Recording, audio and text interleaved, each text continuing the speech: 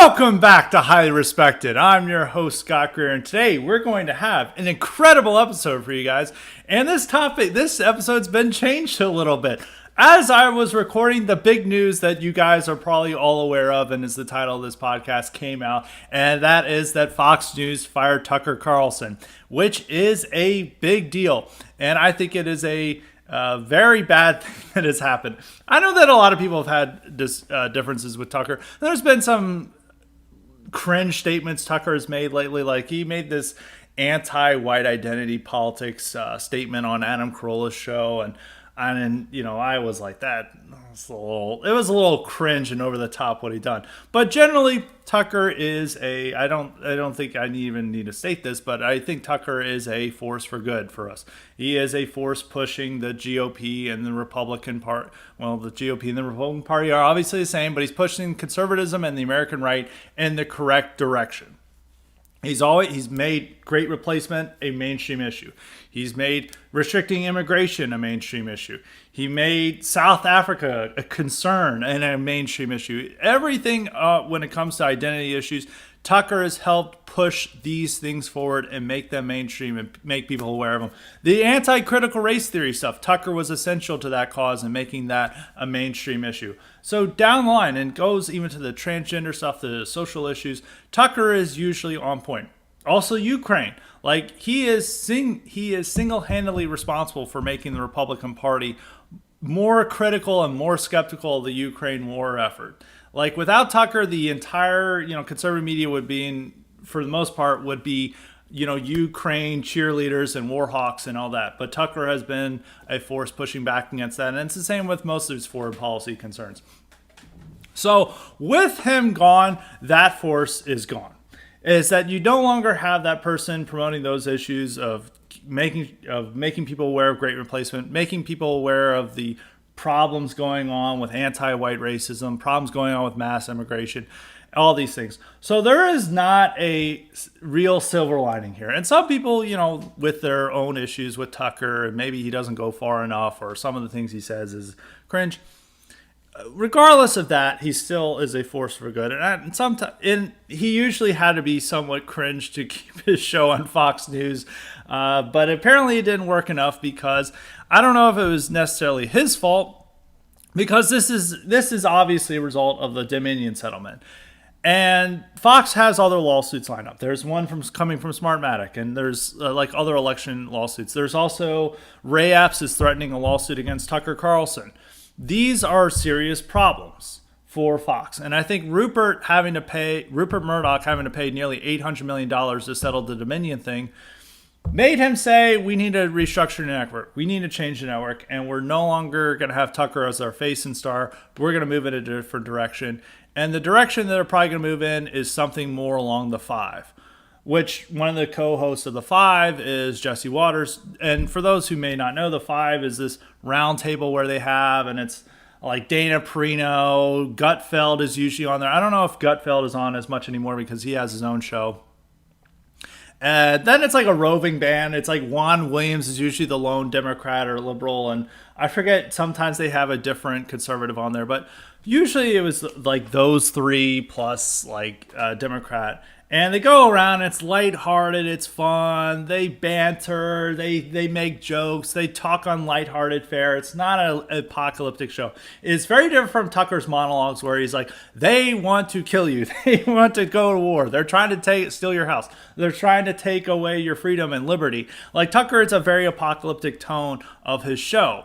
It's very different from The Five, where they're just laughing and having a good time about these issues and you won't believe this ridiculous story. Can you guys believe that? And then they make jokes and then they have a good time. And even the one liberal, they rib him. But at the end of the day, they all have fun and have a drink together. And it's very much more the content that they want. It's similar to Jesse Waters carries on that tone even into his show. His show is more upbeat, more lighthearted, more discussing silly issues. And rather when they see stupid issues of just saying this is a sign of apocalypse coming, this is a sign of doom, which Tucker is, and this is a sign of the Great Replacement, Jesse Waters this is so ridiculous. Common sense Americans know just to laugh at this.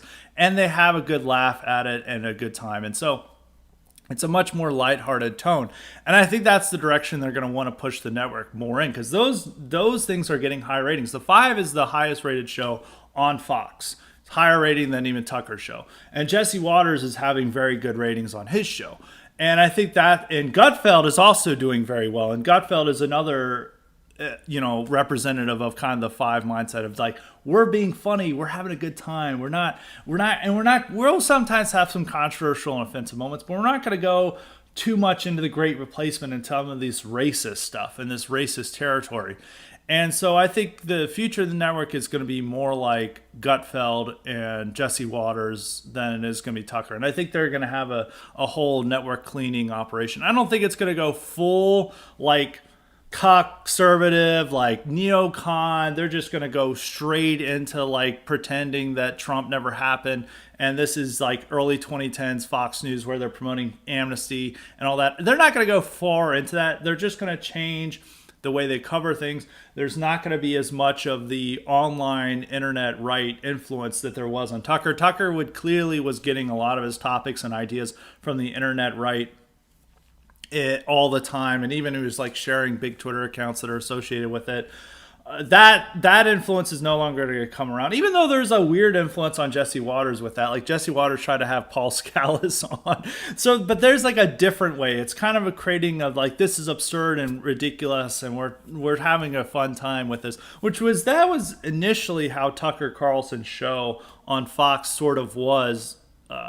He would have these ridiculous leftists on and he would embarrass them. And there was not the monologues, where the monologues are like the real heart of Tucker Carlson now. And they're very serious political commentary, and they're warning people of possible dangers.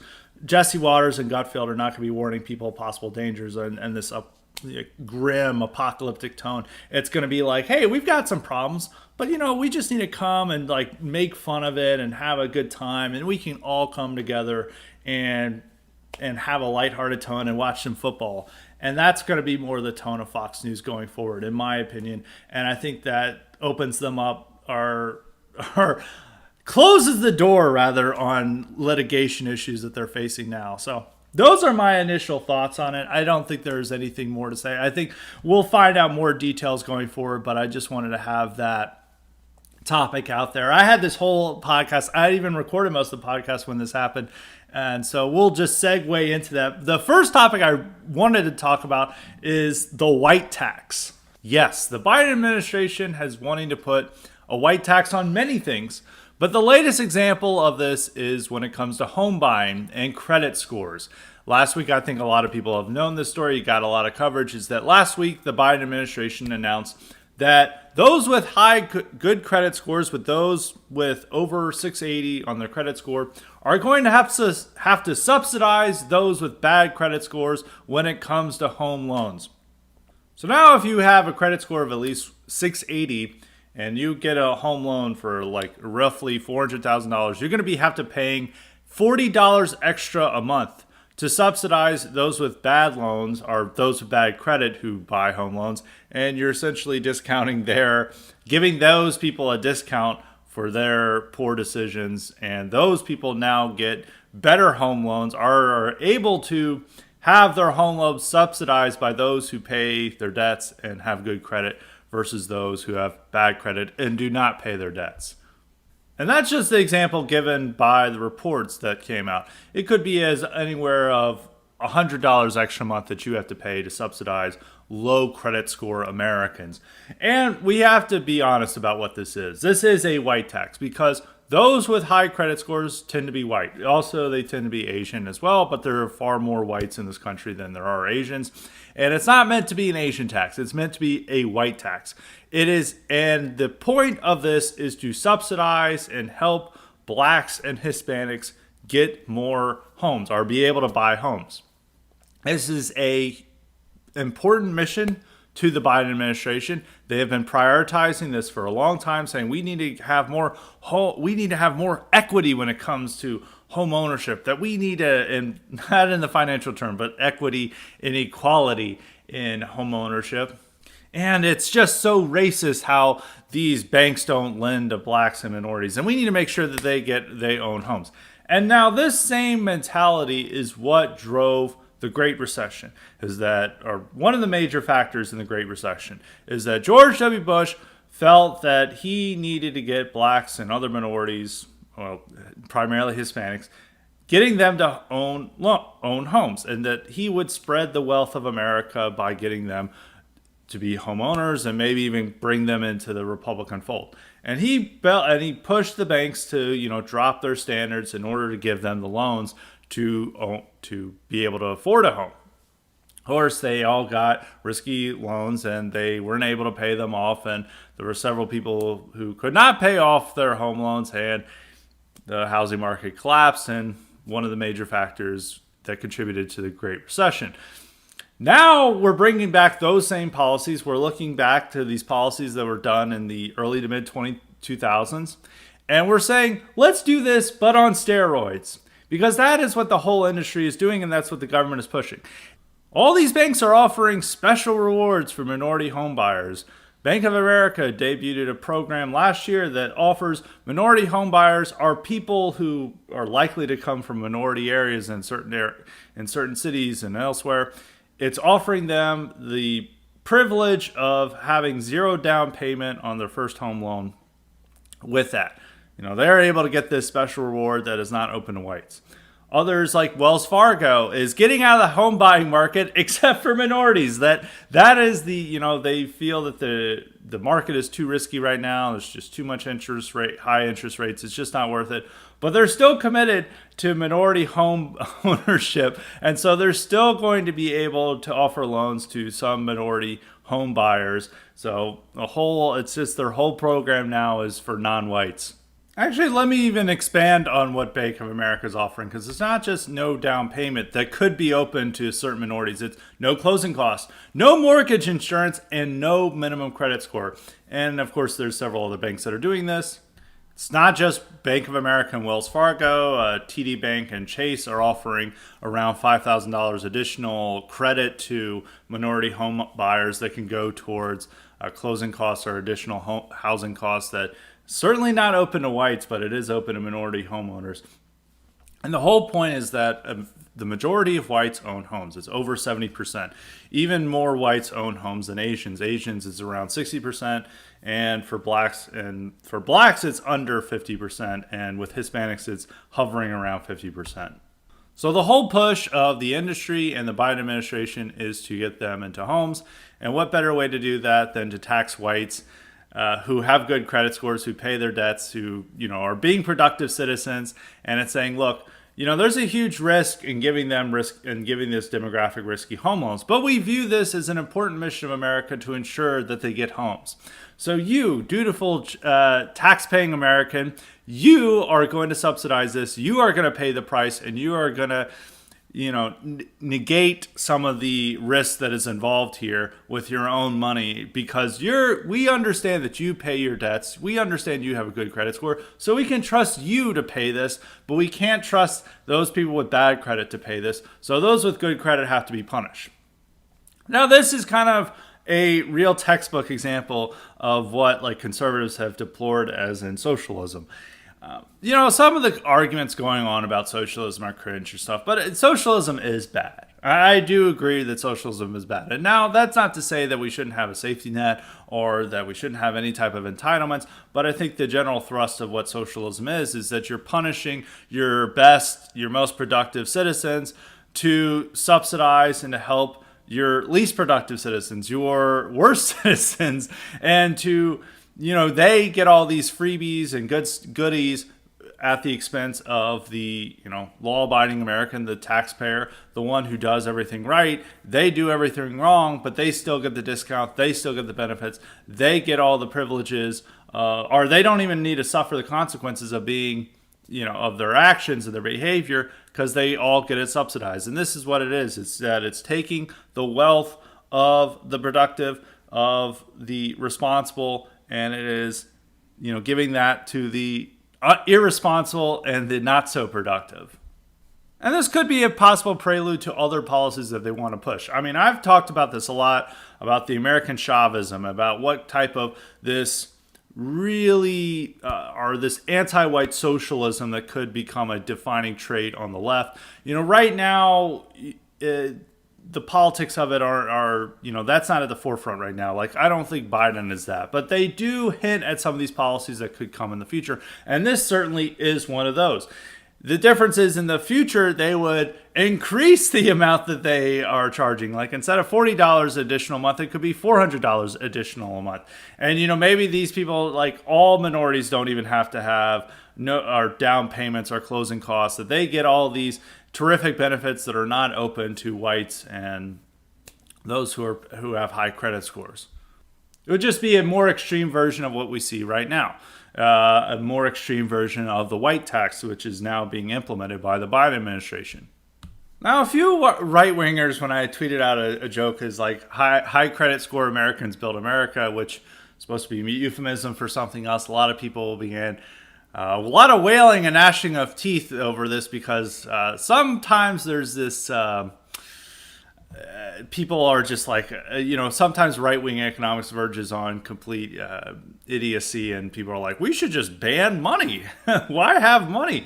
And everyone's like, credit scores are a tool of the globalists. Like, we should have low credit scores. It's like, I think you're wanting to be magic Americans. Some people, there's always these times where people want to adopt magic American behaviors and saying this is the way to resist. So it's like, don't pay bills, don't pay your taxes, don't take care of your kids, don't pay child support. It's all these like magic behaviors that they want to emulate and this stuff. And like, I would admit that it's not the perfect measurement. I mean, credit scores we're talking about. I would agree that maybe we could use a better measurement for this, but there isn't really anyone. And I have to say, it's like, it's always been, even going back into traditional societies, is if you take on debt and you refuse to pay it, no one has ever thought that's like awesome behavior, that's like noble behavior. It's like, if you're not able to pay your debts, that could land you in jail. And that could mean your wealth is confiscated.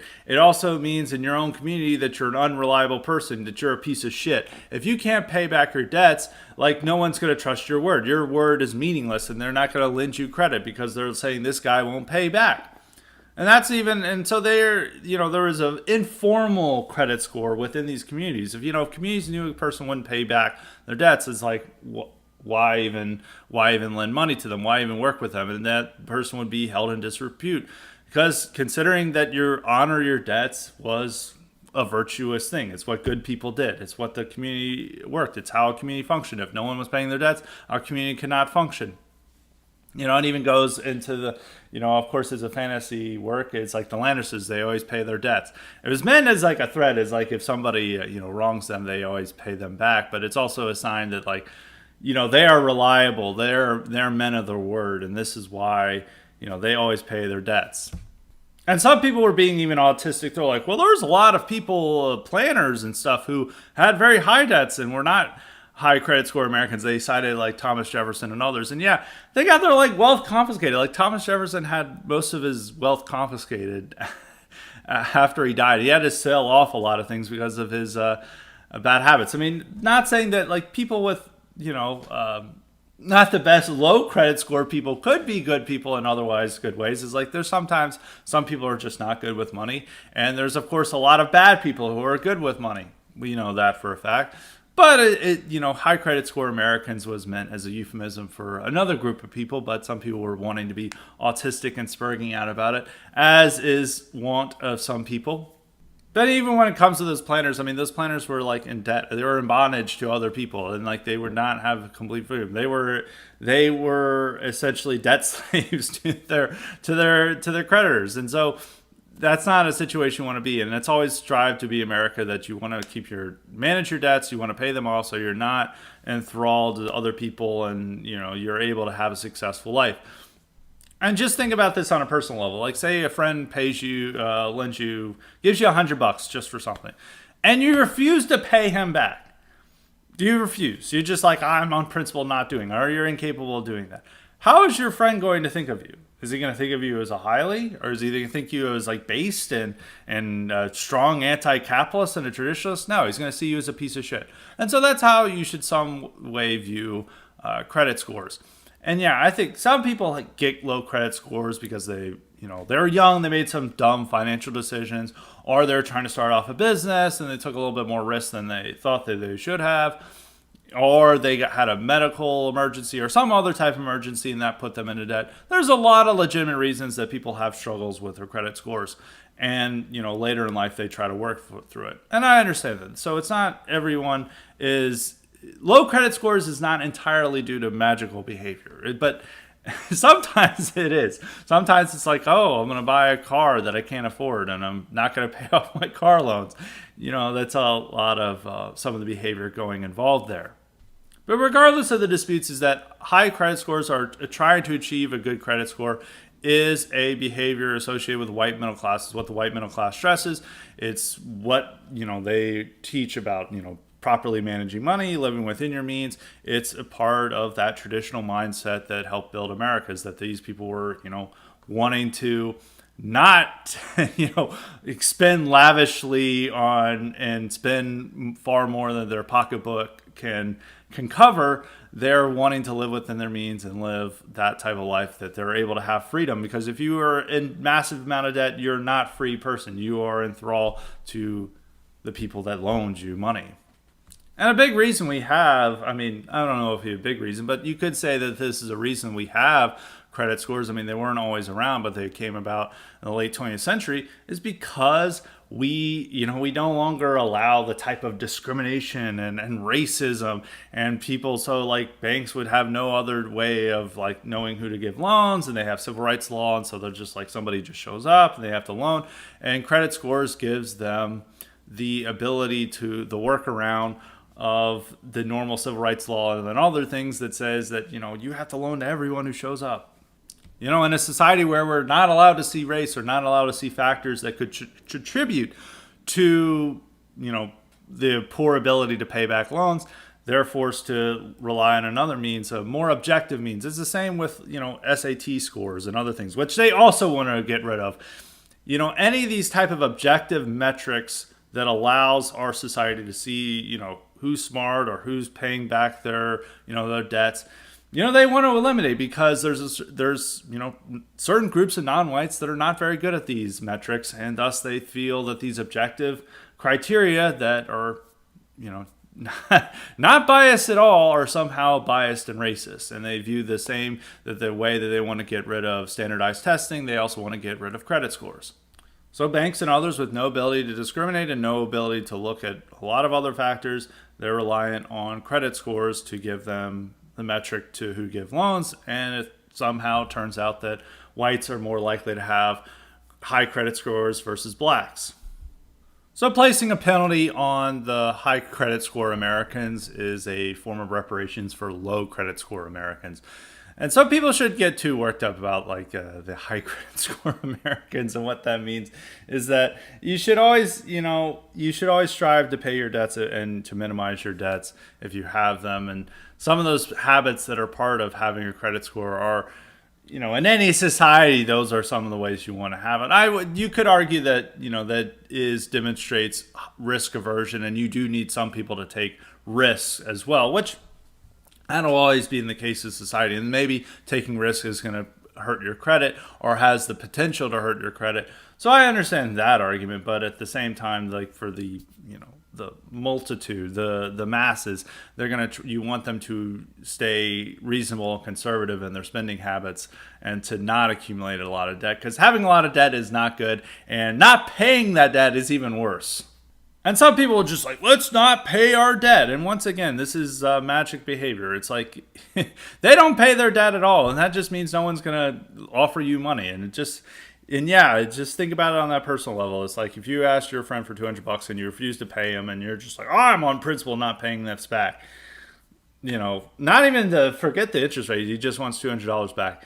That friend is going to view you as a piece of shit. And so you could, if you take out money to buy necessary products, you should pay that back, even if some of these banks suck and whatever. It's good habit to have. It's how you show yourself off as a productive citizen, as a man who holds up his word and will hold up his debts. Because if you can't pay your debts back and you love taking out your debts, and no matter what ideological reason you use for this or some stupid thing, it makes you a piece of shit. That's just my opinion on that.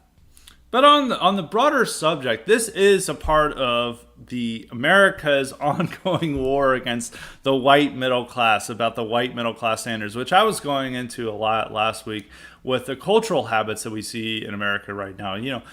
Cultural habits, 34 years ago, if you're addressing the habit or the standards that you're supposed to have. It's like if you go out in public, you're supposed to look presentable. You're not supposed to have visible tattoos. You're supposed to have a decent haircut. You're supposed to look like an upstanding citizen. You're not supposed to smoke weed in public. All of these things. You're not supposed to be drunk in public. You're not supposed to, cuss and swear in public. And all these habits are just like denigrated and not apparent. And it's like you can walk out and you'll see people dressed like slobs, tons of tattoos, smoking weed in public, swearing in public, even if there are kids around, and just like this, and playing loud music. And it's not, it's a real just like assault on middle class values and middle class standards and middle class ways that helped, make America a nice country. And this is a part of that. It's saying that even if you take responsible behavior, if you're paying back your debts, if you're a man of your word, if you're a man who pays off his debts and manages his money correctly, you face punishment for that, because we no longer like these traditional white middle class ways, because we view this as traditional example of white supremacy. As always use the example of that when some of these, groups and educators and diversity training czars and all of those people, when they want to present like what are the negative effects of whiteness, or trying to say with whiteness, it's like showing up to work on time, being presentable, all of these factors, you're supposed to see this as like the part of the evil whiteness we're supposed to get rid of. And high credit scores are a part of that. It's like, stressing the need to pay back your debts and pay them back on a timely manner. That's a part of whiteness. That's a part of white supremacy. We don't want that in our society. We want to fuck the middle class. And that is a part of the strategy that's going on. And every time I, look at this country and I see like the developing trends, it's all about a war on the white middle class. And everyone kind of hates the white middle class. Even a lot of the right hates the white middle class, because they're just like, oh, these evil people are selling out the rest of the country. They're just the worst. Like, we need to just uphold the white working class, which a lot of the white working class would count as white middle class. I mean, they have different standards. I mean, white working class would have more likely to have tattoos and other factors, but a lot of them, they strive for the same behaviors. And a lot of them are striving to not accumulate a lot of debt, pay back their debts, have a high credit score so they can own a home. The traditional responsible behaviors of middle-class Americans they have, and a lot of their income equals that of the middle class. So it's, there's not as much class discrepancy as you think, just maybe in the areas that they live, maybe the music they listen to, maybe some of their habits they have and hobbies, but ultimately, by income bracket and some of the behaviors that they exhibit, a lot of it is very similar to the middle class. But the right still wants to hate the middle class. A lot of it's just like growing up in the suburbs and hating rebelling against their family and parents and their upbringing. So I think that's like some of it. But of course the left hates it. I mean, they, trash the suburbs. They like, we want our walkable cities. It's like, well, there's a reason we don't have walkable cities. It doesn't have anything to do with highways. Or, it may have a little to do with highways, but there's another factor a magical factor that they're overlooking here. The left hates it. They hate people who are dressed well, who, live in the suburbs. They want to banish the suburbs. They want to put more public housing in the suburbs. That's like another part of the war on the middle classes, that they, the Biden administration is intent on having public housing in the suburbs. They want it right there because they do not want whites to escape diversity. They want diversity to be right in their face, with a huge project in front of their house. That's what they want. And so it's all a part of this. I keep repeating the line, but yeah, it's a part of the war on the middle class, and they get to achieve this through the white tax. And so this credit score thing is a big deal, because I think this is a preview of other things that are going to happen, is that we are going to be more punished for proper behavior. and we're going to have to subsidize the behavior of others who they view as the victims of systemic racism and other things. And so we're going to have a systemic racism tax. And, the fact that you have a high credit score is not due to your own ability and to your own good judgment and your own wise decisions. It's due to the color of your skin. It's due to racism that's inherently built in the structures of America. And so you should pay up. Time to pay up for your tax. And a subject that is quite related, it is the nature of reparations, which reparations, like a long time ago, was considered such a far-fetched idea. It was less laughed off. But now it's probably going to be the 2024 Democratic platform. I think especially if they're seeing low black turnout, they feel that they need to offer blacks even more goodies.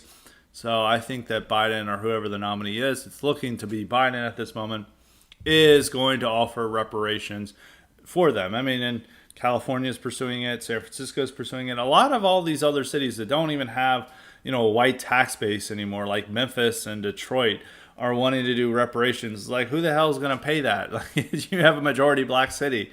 It's black. I mean, you don't even have a tax base anymore. Like, who the hell is paying for that? I guess the state will pay for that. San Francisco actually has a large non-black taxpayer base, and they have a small black population, but I mean, I guess that's why they're going over the top with the $5 million per recipient and other things.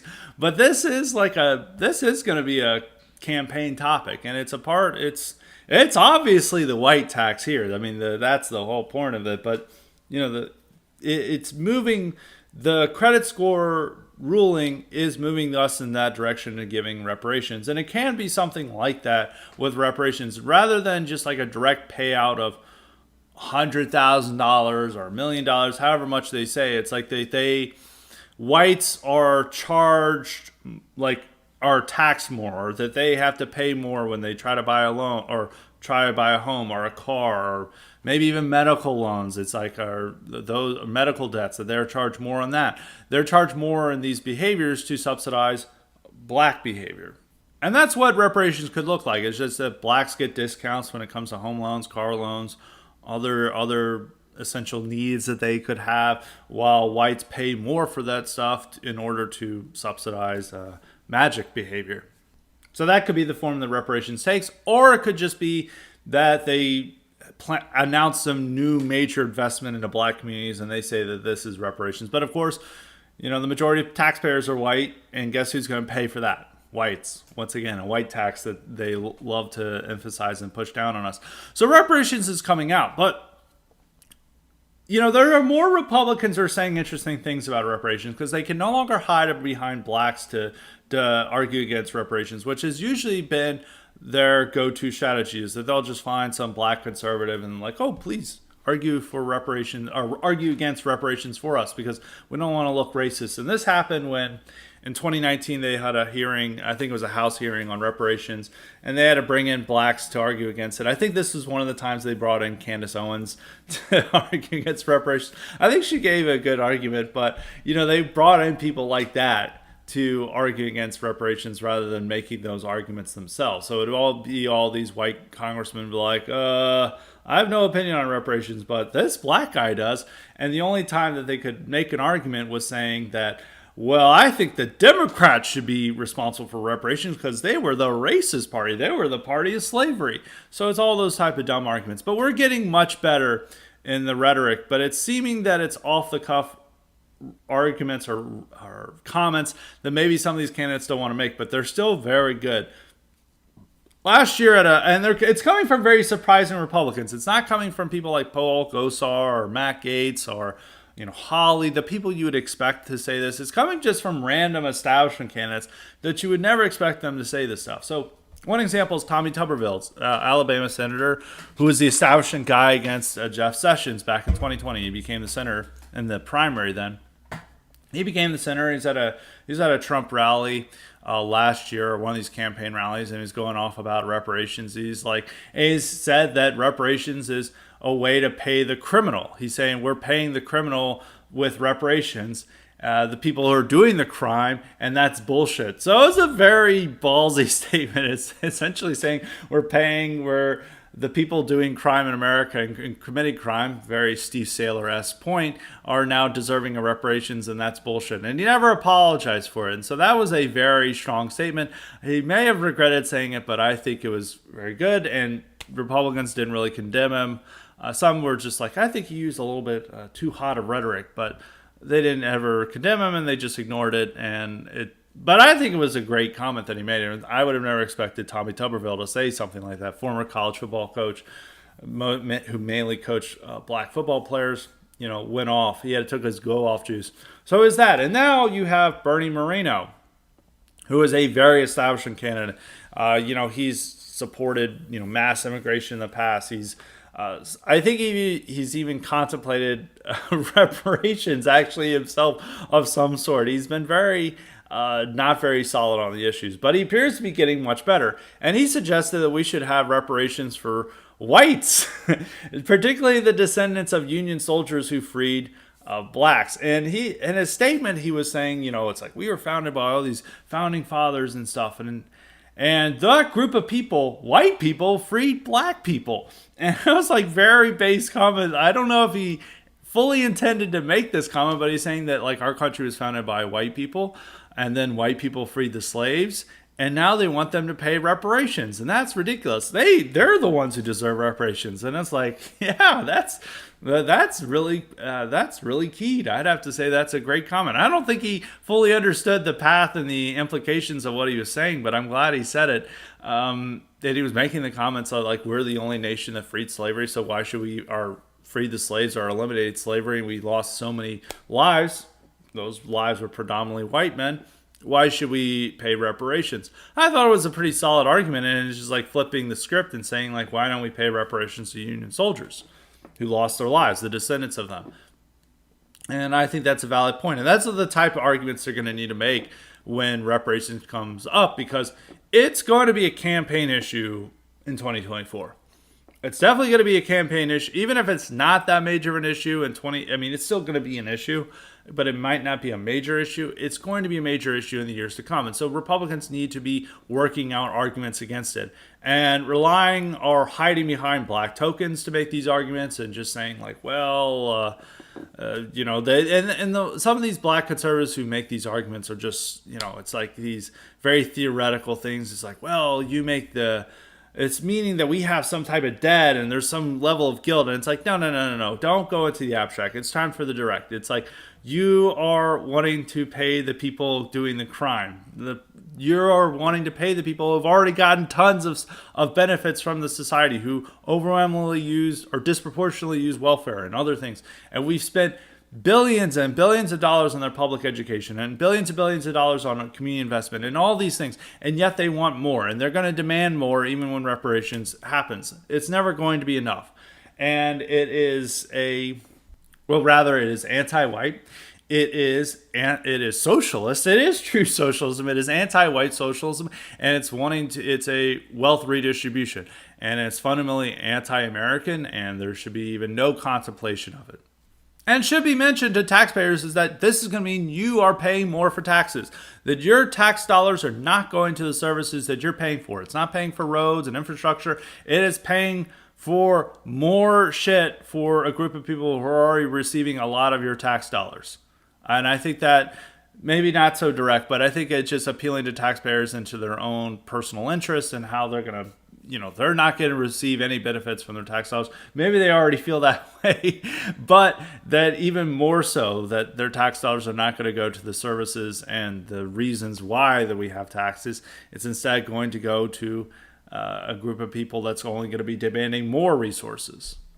So they have to challenge reparations head on. I think it's necessary, and I'm getting a little white pilled that some of these random Republicans are speaking out about this. I think you're going to see a lot more of these comments that we saw from Tommy Tuberville and Bernie Moreno, who going forward into the election year. I think you're going to see a lot more of these Republicans, because I think some of these guys, it's like an instinctual, like they maybe, they don't know really the proper way to say this, but it really gets their blood boiling over the idea of reparations. And it's a very unpopular idea. It's especially unpopular among Republicans. And if Democrats are probably, they want to run on it, but they can be made to be punished for it if they try to run on it. It could be one of the political issues that could help Republicans in 2024. Because right now, I don't think 2024 is looking so great for Republicans. Of course, it can change. We've got a long time till November of 2024. So I think it's November 5th. I think it's my birthday that's in 2024. So we've got a long time till that date. And there could be a lot of other issues. But right now, it's not looking so great for Republicans. Some people are blaming Trump. I think it's looking at the midterms and how they worked out. I think it's, it was not a rebuke of Biden. I think it's also a lot of the focus that Republicans are wanting to fix all their attention on are not issues that are appealing to the public. They're missing out on the issues that do appeal to the public. But I think this could be changed. I think that, and there's a lot of other factors that could come up between now and then that could shape it. But I do think that reparations is campaigning on that and saying, like, Democrats are wanting to steal your wealth and give it away is going to be a popular political slogan. And it's a necessary political discussion we need to have, because this is going to move the ball on letting Americans know that anti-white racism is a fundamental idea, is a fundamental motivation of the left in America. And they want to punish whites. That's why they're wanting to punish high credit score Americans. That's why they want to have reparations. That's why they want to have public housing in suburbs. That's why they're wanting to hate on the traditional middle class white standards and want your nice suburb to be filled up with magic Americans walking around blasting rap music and smoking weed and the nice park you're bringing your kids to. So that's the America they want. And I think Republicans need to campaign on how they want to destroy your livelihood. They want to reduce your quality of life for the sake of racial equity and racial justice, and that's wrong, and that's anti-American. Now on to the next subject, and this was a huge news topic last week, but it was like early last week, and I didn't really discuss it that much, but it's still a news topic now, and of course that's a Ralph Yarl shooting. Ralph Yarl is a 16-year-old black kid who got shot by an 84-year-old white homeowner and Andrew Lester. And it's now seen as like the new George Floyd and racial justice mantra or racial justice cause for this kid. Now, there's a lot of weird details about this story. A lot of things we just don't know about. The story is that Ralph Yarl went to pick up his siblings at 10 o'clock on a Thursday, school night. Went to go pick up his siblings at a random house, and he pulled into a house and he began knocking on the door and pulling on the handle, and then out came Andrew Lester, who shot him twice, did not kill him, and this is what the dispute is about. And there's also dispute over whether he got the door open, what was the details of him missing the house. He apparently went down the wrong street and thought the house was where his siblings were at, even though I think he's been to the house where his siblings are at, so I don't know what happens there. But I mean, maybe teenagers make stupid decisions, you could say that. But it's also at the same time, it's like, what are you... that's a weird time to pick up your much younger siblings. I think his siblings are like elementary school age, based on the photos. It's a weird time at 10 o'clock on a Thursday to go pick up your kids. Well, let's just assume that this is the case. And let's just assume you're the homeowner. You're an old man, and you live in a neighborhood that has a degree of crime. That's why you have security system and everything, and you sleep next to a gun. You wake up and somebody's like, banging on your door. You all go outside. It's late at night. You just see a black shape there, and you shoot.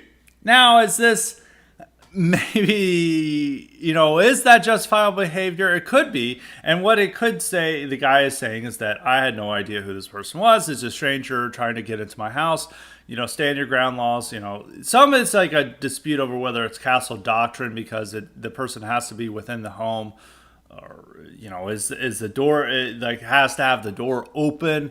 There's all these minor disputes over whether it meets castle doctrine and all those type of things. But there have been cases where somebody's like knocking at the door and the homeowner came out and shot that person. Probably not the best way, but maybe it's like late at night and they had a reasonable a justification for using their weapon, and they were let off. There was a famous case, I think this was from the early 90s, and there was like an Asian kid who was like knocking on a door.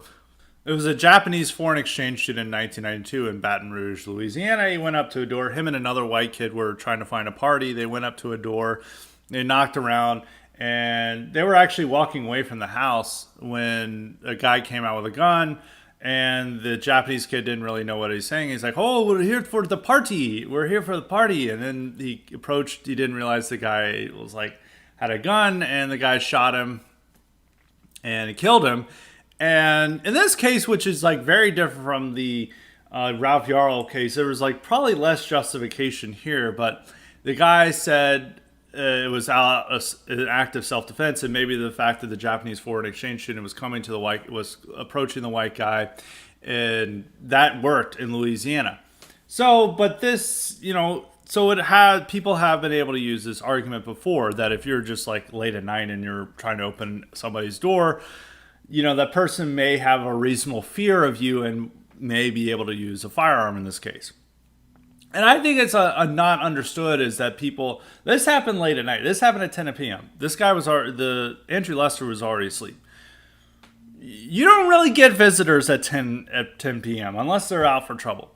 And this is a guy in an area that has a degree of crime. It's not the safest area in America. It's not the most dangerous, but there's a reasonable level of crime in Kansas City, Missouri. And he goes out and he sees just like a large black shape, doesn't recognize the person, and he just shoots. Now maybe that he should have just asked, like, "What are you doing here?" Like put up his gun, but it's a split-second reaction. Maybe if if the guy was up to no good and he had asked what's going on, maybe the guy could have shot back. He doesn't know. So you're able to, you're not.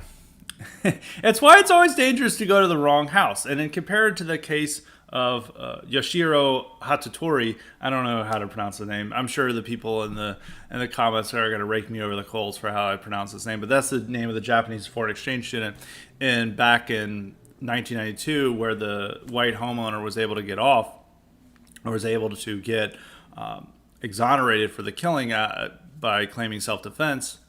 There was some level of communication. I think what helped the white homeowner had asked the guy to freeze, and he just kept coming forward as he didn't really, he's Japanese. He didn't really know what was going on.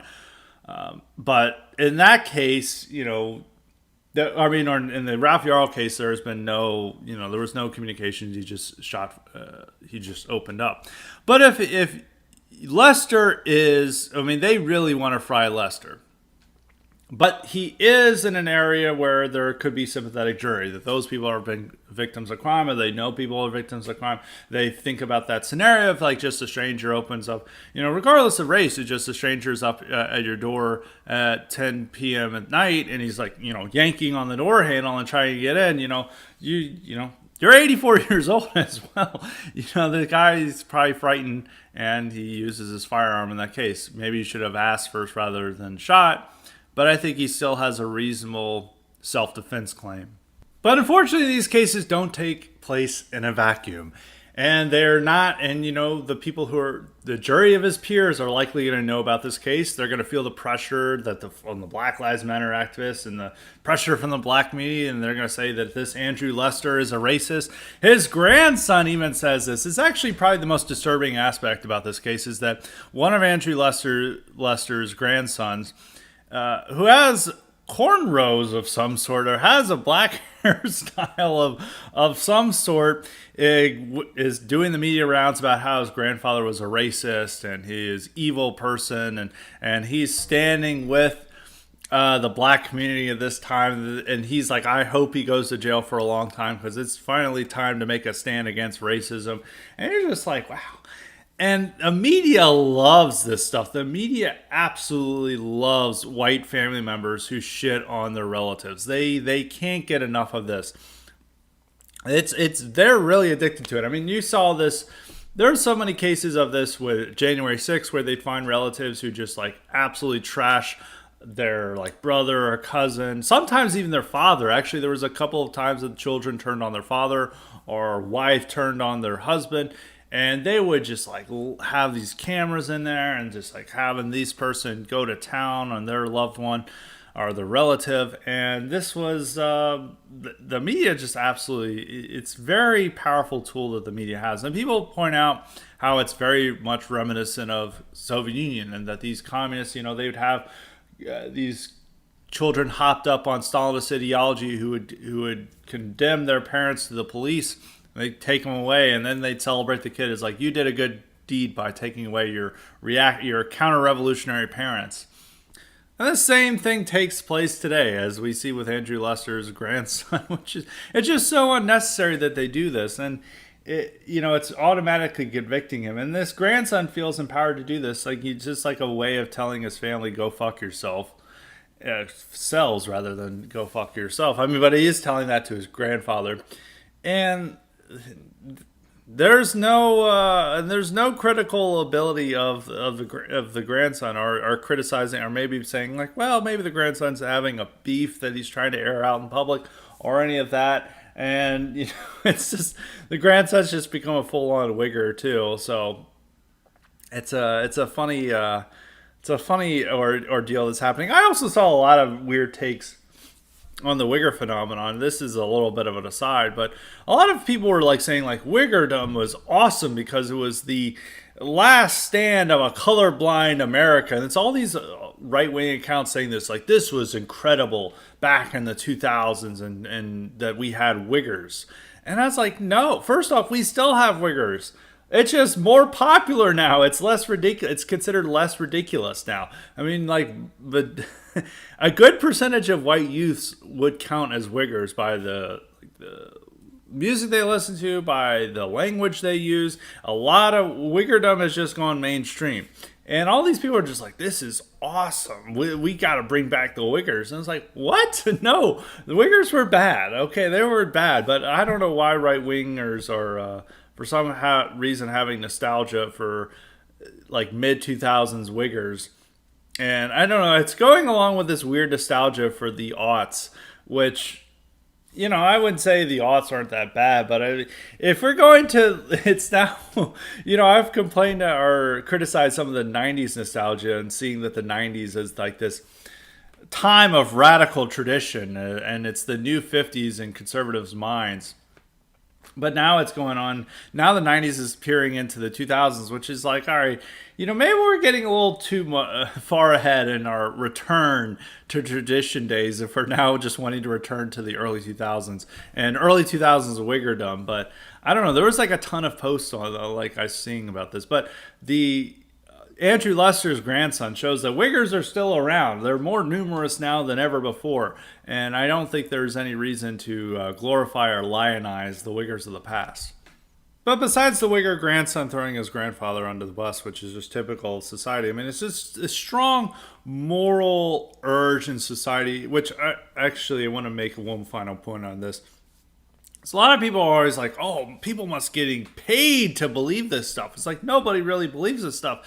It's like, unfortunately, a lot of Americans really believe this stuff, and they're rewarded for being, woke scumbags. That they're rewarded for throwing their, racist grandfather under the bus. So they're rewarded for this stuff. And there's a moral imperative for this, for people to believe this stuff. And now I think that this grandson has some beef with his family, and he's acting it out in public. But he is using the moral language of the rest of society to do so. And he's seen as a good person by the rest of society for making this stand. And that's why CNN has him on, is that they're saying this guy's a good person with his cornrows and all, or whatever braided hair he's using, is that he is a good person. And you need to understand he's a good person because he's saying the right things. And so people do genuinely believe this stuff. Now, how many people believe it? Like, does the average American full-heartedly believe in this stuff? You can maybe argue about that, but the average American doesn't think through this stuff, and they just take whatever they see on TV or from the institutions that they follow or what have you, and they see what's right and what's wrong, and this is the message that they are delivered, is that this guy is on the side of right and his grandfather is on the side of wrong, even though the grandfather has a reasonable self-defense claim here. And on the self-defense claim, it's like he has to be judged by a jury of his peers. And I want to be optimistic that he'll get off, because I think in that the county that I think it's going to be brought into the county, not quite the city. The county has some conservative areas. There could be some jurors who have very strong feelings in favor of the self-defense claims, and he could be able to be exonerated. So I want to stay optimistic about this. But if he's found guilty, it's a serious blow to self-defense claims. I mean, the one thing is that we see the right, is always talking about self-defense, the right to self-defense. And sometimes the right to self-defense comes in a messy situation. It's not always that you see an armed robber at a convenience store and he's about to shoot the cashier, and then thankfully a good Samaritan comes out and shoots him. Sometimes it's messy situations. Like the Kyle Rittenhouse story. I mean, that shouldn't have been a messy situation, but there were some right-wingers who were hesitant to support him at that time. Even Black Rifle Coffee condemned Kyle Rittenhouse. There's these messy situations like that. There's messy situations. This is like somebody approaches your home and you have to shoot them. It's like, what are you supposed to do in that case? Or it's like the Ahmaud Arbery case, where the entirety of conservatism thought these guys were evil white racists on a lynch mob against some poor innocent jogger. And we're going to see that again now, where, the point of having a firearm in a home is to protect yourself.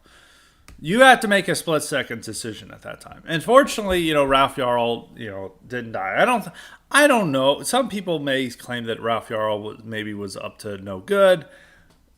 We don't fully know that. I mean, it could be found out if the siblings were at home and he was doing something else at that time. Maybe that can be found out. Also, the Ralph Yarl coverage was hilarious. Is that they were calling him a scholar. It's like scholar shot. It's like acting like Albert Einstein walked to a door and got shot. There's like scholar. It's like the most hilarious euphemisms for black youths that have ever been used. And the kid was not like a Michael Brown. Like, he was going to graduate high school. He seemed to be involved in extracurricular activities. I think the school he went to was not even majority black. I'm not quite certain of that, because they had a walkout for him, and there was a ton of white students in that walkout. So I think he may have just not been going to the roughest school that there is. Actually, I just looked up the high school. It is over 2/3 white. It's only 10% black, so it's probably not that rough of a school. That's if you go to a school that's 2/3 white, it's probably an okay school. But so that's like his high school, and they're all marching on his favor, and so is like the whole city. I think the soccer team or something had wore armbands for him, and so like the whole city is already on the side of Ralph Yarl, which he could have been making.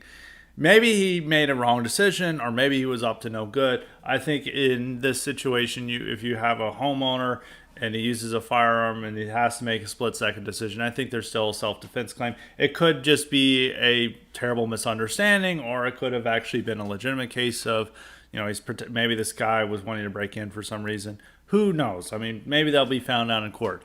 But even if it was just a terrible misunderstanding, I don't think that it's deserving of the attempted murder charges that Lester is facing. And if he is found guilty, it's setting even a higher bar for self-defense. Is that pretty much you just have to have a guy with a gun in your face, and you use a firearm, and hopefully that guy is not a minority, and maybe then you will have a self-defense claim in court that they won't honor. But a lot of this is just like whether you're defending yourself or whether you have a legitimate case of self-defense depends on who you're shooting, and you better hope that who you're shooting is not a black American. And some conservatives are already throwing Lester under the bus. I mean, I shared the screenshot of Erick Erickson retweeting an Ana Navarro tweet saying like all these old men are 80 years old. It's like the Pope and some Supreme Court justices and other people. And I think even Joe Biden was in the list. And it's like these people, age is no excuse for shooting a black teen. And Erick Erickson's like, that's so true. And it's like, look, it doesn't even matter if it's a black teen or not. It's like whoever's at your doorstep late at night, and you have a gun and you're, fearful of crime maybe in the area, there's a reasonable chance you may use that firearm. Maybe you should have said something. I don't know in the case, but I still think he has a reasonable claim of self-defense, as I keep arguing.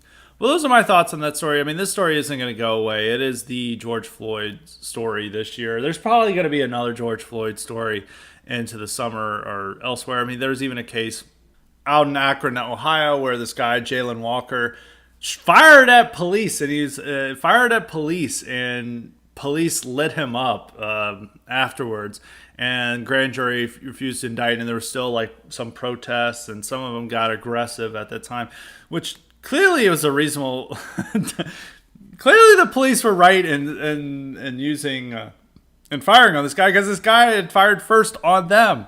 And he was not shooting at them when they let him up, but they thought that he had brought up his firearm to shoot at them again, which reasonable suspicion, since he had just been shooting at them, and they lit him up. I mean, he got like several rounds into his car, but the police were right in that scenario, but they're still even wanting to complain and write over that. And I think there's going to be some other cases that are come to that. I don't know if we'll have a Floyd-like scenario of like the summer, riots as that happened in Floyd.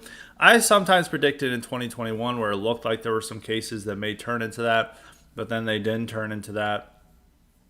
But I do think there's going to be repetition of all these cases. Anytime a black kid or is shot, or doesn't even need to be a kid, but just a black person in general shot by police or by a citizen acting out in self-defense, it's going to turn into George Floyd, Trayvon Martin case. And the media loves this stuff, and a lot of it is undermining the ability for Americans to defend themselves. And I don't think it's right for conservatives to throw people under the bus, even if this story is just a story of terrible misunderstanding. I think that Lester still has a case in court. So those are my thoughts on that. Now for the next topic, it is the pro-life movement is declaring war on Trump, because Trump is saying that the abortion ban should be left to the states, and he did not endorse a national abortion ban, which is following the political atmosphere at this time. And even this is following a lot of pro-life arguments that were made in the Roe era.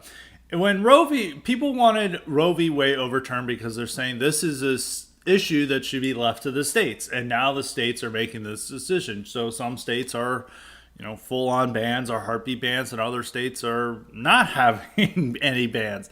And that's just what's happening with the issue. And it's the national abortion ban is going to nationalize an issue.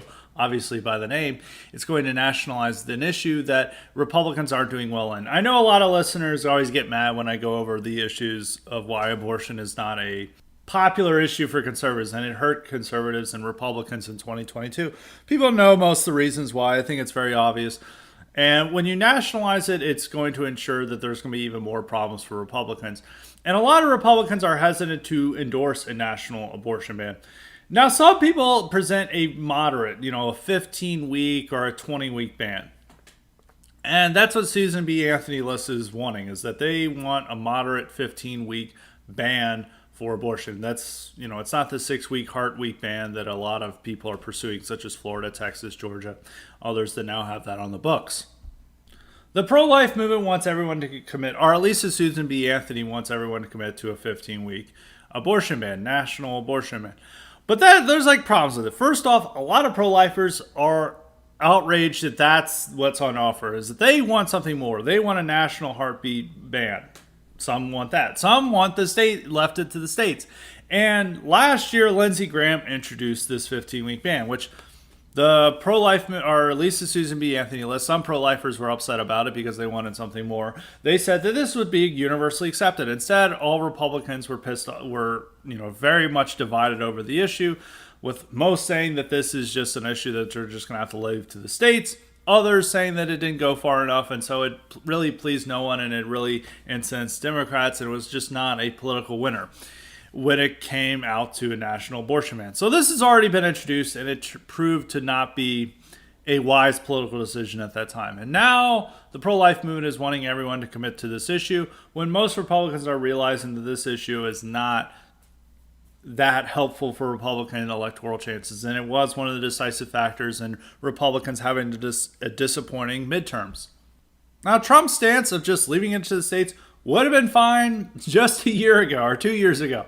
Some people there would have been no problem with it, but now they want to push their advantage. But they're pushing their advantage at a time when it's becoming that stance is becoming more politically unpopular. Now, there's some polling that shows that there's a degree of Americans who support a 15-week abortion ban, or supported it, or at least when compared to the options of no ban or late term abortions. Which the one problem with all the pro-life movement is the pro-life movement relies on some duplicitous polling to get to their positions.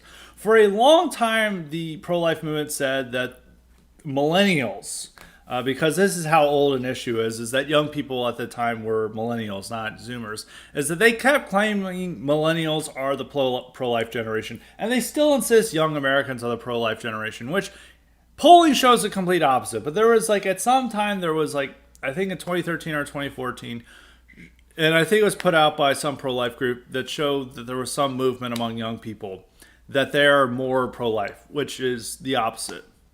It's not true at all. And even a lot of young people think that there's nothing morally wrong with abortion, which a lot of older generations who believe it should be legal still think there's something morally wrong with it. Among younger people, a plurality think there's nothing morally wrong with it. So it's the opposite of the pro-life generation, but they still say that they're the pro-life generation, and they're still saying that the pro-life generation is going to go to war with Trump. It's like young people are on the opposite side of this issue, but it's just like making up bullshit to convince themselves that they are the pro-life generation.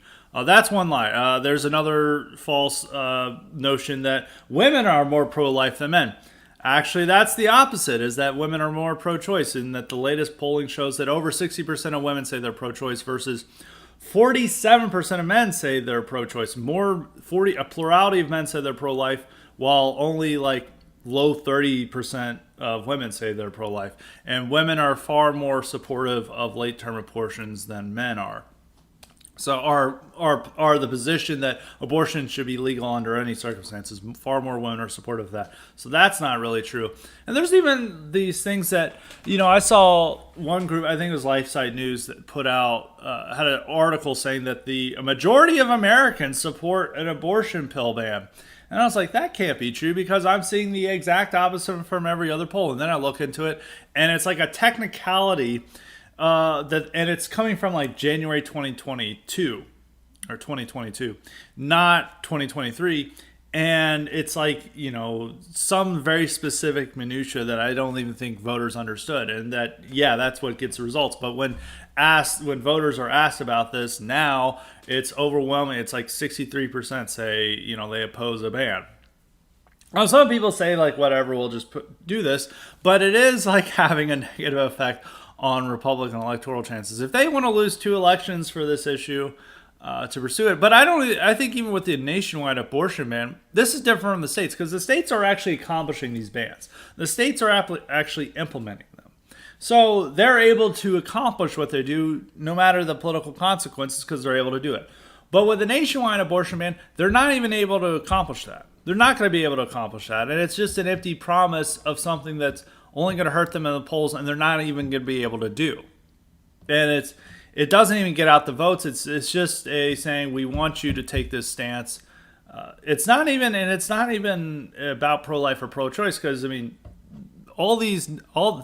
all oppose a nationwide legislation that would overturn state bans, and they support states banning the practice where it's actually able to be accomplished. But they just want this. They want that 15-week ban, even though it's going to hurt them in the general election if they come out for it. And I know the polling that says that some Americans are about that, but when it's actually faced with the issue, when they're actually given the option of this, that generally becomes when it becomes more likely to take place, the voters generally change their mind. And Republicans seem to want to avoid this issue as a national issue. They just want to leave it to the states, and it doesn't really hurt them in the election if it's left to the states, while campaigning heavily on the national issue would make that a major topic for 2024, which Republicans are going to have trouble with that issue going into the election. But I've talked about this enough. I know a lot of the audience doesn't particularly, they disagree. They think it's actually an extremely popular issue that will actually help Republicans win, which is not true at all. But, that doesn't mean you shouldn't pursue it. But I think if you're wanting to pursue it, you're going to have to pursue it on the state level. It's not going to happen nationally. And calling for a national ban is just a rhetorical promise to a group that doesn't even deliver votes or money. Because one thing I always emphasize is, and this is going to happen with the battle, with the pro-life movement's war against Trump, they're going to lose that battle because they overestimate their size and influence.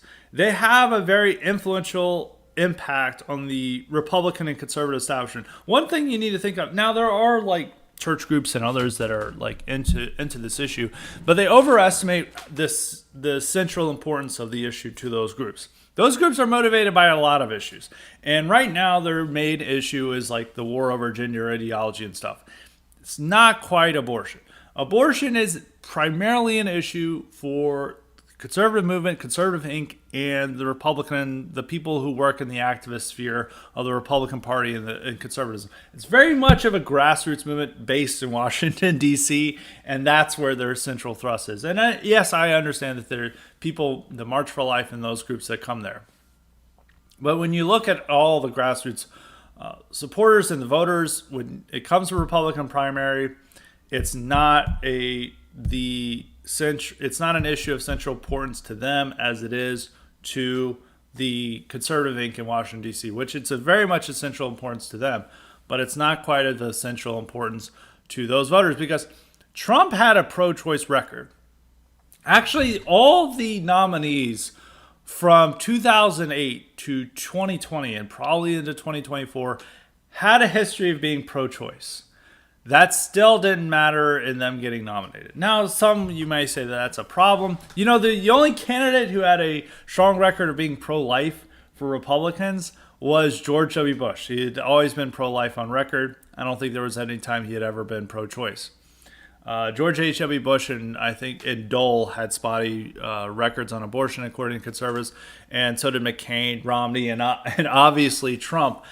And Trump's probably going to win. So all these times that the nominee has had, not been a stellar record on that issue, they still won. It didn't matter to them much. And it's going to be the same here this time. Like Trump still supports the bans, but it being left to the states. He still is fine and supportive of states that are banning it. He's not going full pro-choice. He's not going really pro-choice in general. He's taking a pro-life position that would have been not criticized just a year ago. So the pro-life movement is saying, like, look, we can mobilize the grassroots to destroy Trump. And I think a lot of this isn't driven so much by the states' rights issue versus national issue. This is driven by the pro-life movement has never really liked Trump. They used him, and Trump was the only president to actually advance pro-life interests. I mean, he appointed the 3 justices who accomplished their main goal of overturning Roe v. Wade. That's what they've been trying to achieve for 50 years, and that's due to Donald J. Trump. But they don't give a shit, because once again, the pro-life movement has zero gratitude and is not a loyal faction. They threw Steve King under the bus, even though Steve King was the most pro-life congressman. They immediately disavowed the Covington Catholic kids after they were accused of racism. March for Life immediately disavowed them before the facts were known. They do that to everyone. They have zero loyalty and zero concern for anyone else. That's why they're willing to torpedo the entire Republican Party to accomplish their one, which some people may support the torpedo in the Republican Party, but it's not so much torpedo in the entire right-wing agenda, like anything that we want to accomplish their one goal, and they don't give a fuck about anyone else. And a lot of these people and a lot of their intellectuals wish they could vote Democrat, but Democrats are never going to abandon support for late-term abortion, much less entertain ideas of restricting abortion. So they're stuck with the Republicans, and they want to act like that they represent the grassroots and they can motivate the grassroots against Trump. They did this in 2016. They failed. And also, when Trump takes logical conclusions to some of their stances, like when he got in trouble in 2016 for being a little too pro-life because he said the women should be punished, the women who get abortion should be punished, and the whole pro-life movement was like, absolutely not. And it's like, you guys call this murder, but you want to say the woman who's getting the murder done is not guilty at all. And That doesn't make any sense. Trump just took that position and logically applied it, but apparently you're not supposed to do that with the movement. Well, the movement's going to be shown that they don't have as quite a power influence over the grassroots and the Republican electorate as they think they do. I don't think a lot of these voters care that much about it. I don't think that they don't care about the intricacies about it. They're generally pro-life. They're proud that they're glad that states are pursuing it, but it's not one of their top concerns. And Trump is going to appear to be more moderate and reasonable than other candidates who may want to get the nationwide ban.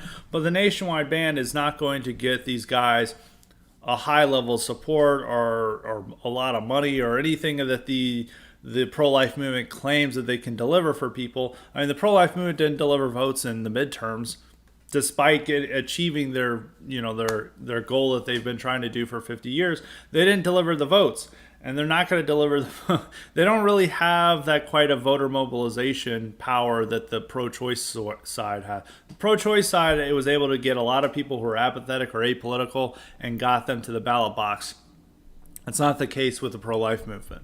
And so in their war with Trump, they're trying to flex on Trump, but it's going to be a flex that's not going to work. Trump himself the base has more connection to Trump than they do to the pro-life movement. Most of them are pro-life, but they really have this deep connection to Trump. And this is trying to have a battle over semantics over something that can't be accomplished. Like Trump is supporting what can be accomplished versus the pro-life movement is wanting to have, demand that everyone support something that's not going to pass unless Republicans had a supermajority in the Senate. And this position probably would not do favors for Republicans in a general election, because the best way to deal with this issue is to minimize the national importance of it and just leave it to the states, where if you nationalize it and say we're going to take national federal action on this issue, it's probably going to reinsert this into 2024. And like in 2022, they did not do well on that issue. And they have a lot of it. They have a lot of problems going into 2024, and they want to connect with people on popular issues that makes them want to vote Republican, and really focusing on that issue and saying we're going to do something about it nationally. Even with the 15-week ban isn't as unpopular as it is, some other ideas. And some of the polling shows that there's a degree of support for it. And I think, majority of Americans probably theoretically would support it. But once it became a national issue, Democrats, it's just a gift to Democrats on it. So just minimize, or trying to keep it, Republican legislators can still pursue the subject and still pursue the issue. But for Republicans on a national level, it's trying to keep it out as one of the top issues of 2024 in order to better increase their chances for victory in 2024. So some of that a lot of listeners have heard before, but I just wanted to go over that again and get out my predictions. But the final topic before we get to the convolute question is an update on Charlottesville, which are the Charlottesville indictments, which if you guys listened to the IQ Summit last week, I did a whole episode on it, but there have been some new updates on it. So the one new update is that it's just been the 3 guys who were indicted last week who are still there. I still think there are going to be more indictments, and most of the experts think that there's going to be some more indictments, but how many, it's unclear. And why these guys are singled out is still unclear. I talked about this a little bit in my podcast last week, is that they may just be going after the people who are using the tiki torches as weapons, so to speak. I mean, because there was a light scuffle one of the nights that was involved in Charlottesville, where some of these guys threw the tiki torches at some of the counter protesters, or they hit them with it, whatever. And I guess that they make it say that the tiki torches were a form of intimidation or what have you. But one of the arraignments came out, so a little bit more details were shed. And they accused this guy, I think Tyler Dykes is his name. Name not important. We probably shouldn't. Well, his name's already out there, whatever. Tyler Dykes. And they said that they had swarmed counter-protesters and tried to intimidate them. So it may just be people who were involved in that group. I don't think all the Tiki Torch marchers were involved in the ruckus. So I don't know what's happening. But the more important thing that happens here, and this is the update, is that they denied bail for this guy simply because he's still involved in white nationalist activism. Now, you can say that, like, what's he been involved in is stupid. Some of the stuff is stupid. Like, they found him plastering some flyer with like a swastika on it and like, "We are everywhere." And it's like, okay, that's like dumb, but it's protected First Amendment speech. It's like, that's the beauty and glory of the First Amendment, is that it gives people the right to say things that we may think are dumb or idiotic and stuff. I don't even think that's like very good propaganda, because instead of just like, "Hey, here's an issue that you have a concern with. Here's to find out the truth," or like, putting up something that says like, it's okay to be white. I think that's like good propaganda, because that creates a conversation, and then that says like, people are like, "Oh, well, why isn't it okay to be, why isn't it not, or why is it not okay to be white? Why are you so offended by this simple statement that everyone should agree with?" I think stuff like that, and like, or if you guys are having an immigration problem, it's like no immigration. Something that's like simple and directs people and appeals to people. I think that's like effective propaganda. But like putting up something with just a giant swastika saying "we're everywhere," you're trying to be edgy, and it's like trying to create like a threat. It's like, "We are everywhere. You be afraid of us," and it's not very good propaganda. But anyway, it's for protected First Amendment speech. It's not a crime. But they said that the fact that he's still involved in some of these groups and he's putting up flyers or what have you, he should be denied bail. He is that much of a threat to the public, and that's why they should. And it's pretty outrageous that now, like, your political beliefs can be used against you to deny you bail, to deny your release. And that's what they used here, and that's what they kept him in jail for, and that's probably going to be used against him in the later of the trial, that he's still involved in this politically or this legally protected speech and activism, but that's a reason why we have to throw him in jail. And so it's a very upsetting standard that they're trying to set there with the politics of that, and just simply saying that those can be denied, your beliefs can be used against you to deny bail. It's a very upsetting standard for America, and it's a very much of a threat against the First Amendment. And so I think it is something that's very disturbing that would happen in this country. Like I said, I don't think these guys made the smartest decisions in some of their actions in life. But again, most of these are not criminal acts. They're not reasons to keep you locked up. They're not reasons to put you 5 years behind bars. But that's what the government is trying to do here, and that's just the country we live in.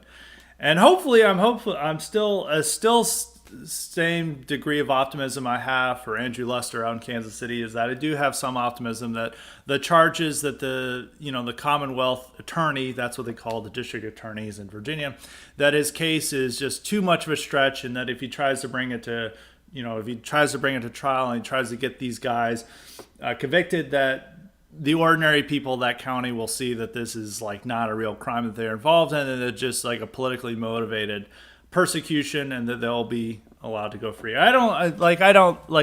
Very clear.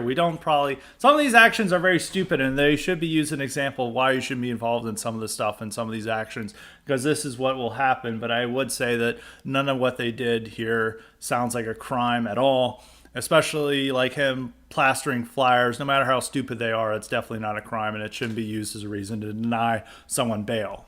So that's it for the normal topics. Now on to the Cognitive Elite questions. The Cognitive Elite questions, as a reminder, you too can get the power to ask me questions if you suggest guests and topics if you sign up for the Cognitive Elite option at Highly Respected Substack. That's at highlyrespected.substack.com.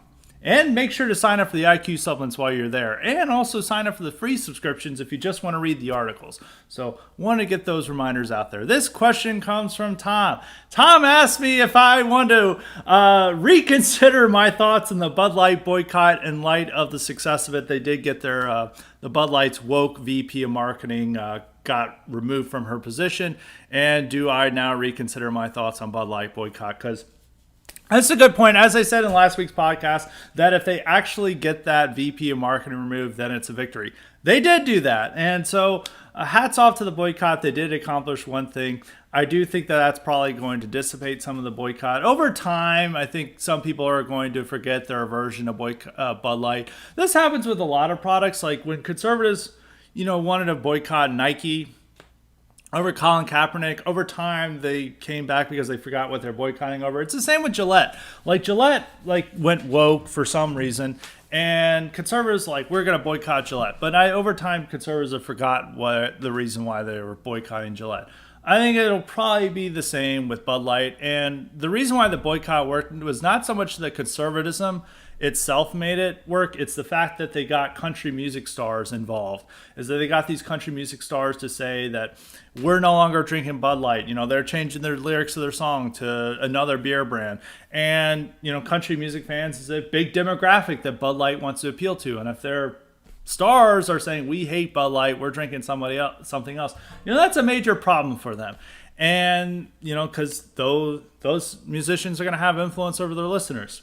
So they're having to change their tone and remove. I think, so the boycott has worked, but I do still think that the amount of effort and the importance given to it was over the top.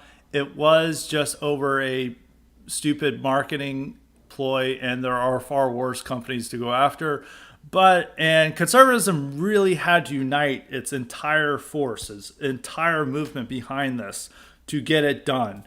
And it's the most they got to happen was they got this VP marketing room. I actually don't want to undersell how much accomplished it is, but it really took all of conservatism uniting behind this evil threat of Bud Light to make something happen. And they did make it happen, but it's very, you can't really compare it to the left, which the left will just have a minor criticism of something and a corporation will immediately change tone. Well, this was the main focus of conservative media for 2 or 3 weeks. And they finally got some results. But they still haven't got an apology from Anheuser-Busch. They just got, a formal apology. The removal of that VP of marketing, who she clearly failed at her job, that is in a way an informal apology and an informal concession. And they're trying to put out these pro-America patriotic ads to make up for Dylan Mulvaney. So it did accomplish. I guess it does show, the one positive thing it does show, conservatives, if they really put their minds to it and really make it their central focus, they can, make a corporation change its tone. But at the same time, it's still a frivolous subject. I don't think gender ideology is a frivolous subject. It's just a matter that it's Dylan Mulvaney gets these one case of beer cans with his face on it, and they're oh, this is the end of the world. There are so many things that corporations do, particularly on race and the diversity, inclusion, equity stuff, the support for Black Lives Matter, or just even looking at these banks that we talked about earlier about how they support this idea of a white tax or giving special benefits to minority customers and excluding whites from it. There's just so many other examples of more serious concerns that probably should elicit conservative attention and focus.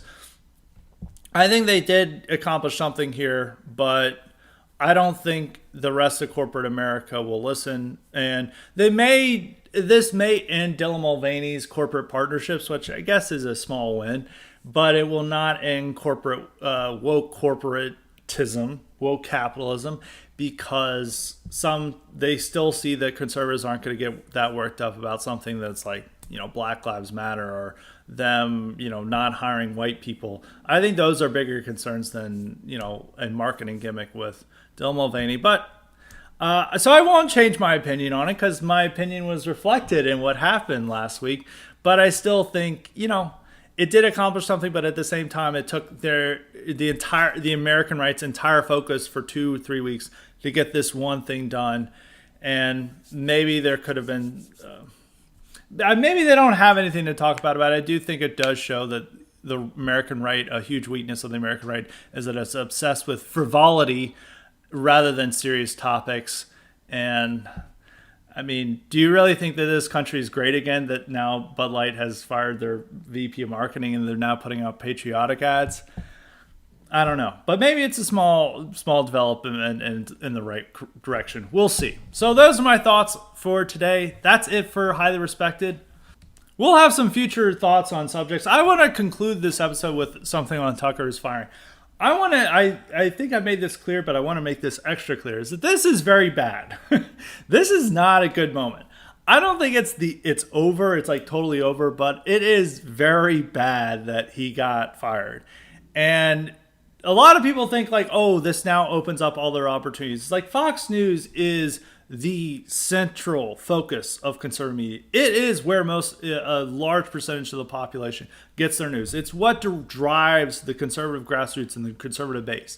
And if they're now no longer hearing a nationalist, America First opinion from someone like Tucker Carlson, and they're going to eliminate those opinions from the network, that's very bad. And I don't know if there'll be other alternatives, because all those other alternatives are having similar issues. Like One American News is probably going to be off the air because they've been pressuring, the cable providers to take them off the air because of the conspiracy theories. Newsmax has had to tone down due to its settlement and apology with Dominion. There's not, and the competing conservative media network, our media epicenter or entertainment complex, is Daily Wire, which even though Daily Wire has some hosts who say good things, like I think Matt Walsh occasionally says some good things.